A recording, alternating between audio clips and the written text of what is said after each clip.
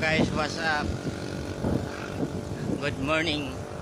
Time check is 9:11. Dito na ako ngayon sa Barangay Punta.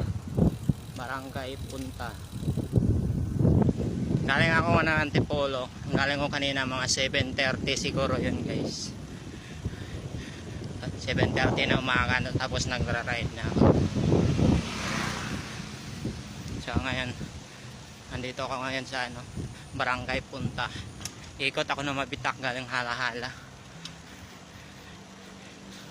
Hindi ko alam kung binubudol ko ba yung sarili ko kasi di ko alam kung anong meron dun. Para ikot sa Hala-Hala, sa Mabitak. Baka maraming ahon, mabubudol na naman ako. Mabubudol yung sarili ko. So ayun, Merry Christmas pala sa lahat. Napakagandang lugar dito, ang lamig.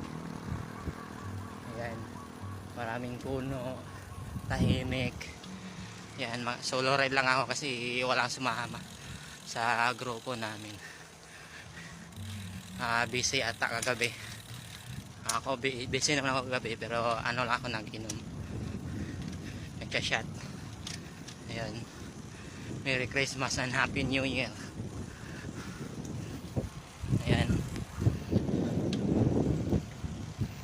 Noong naging TV pa ako, gusto ko talaga pumunta dito sa Hala-Hala.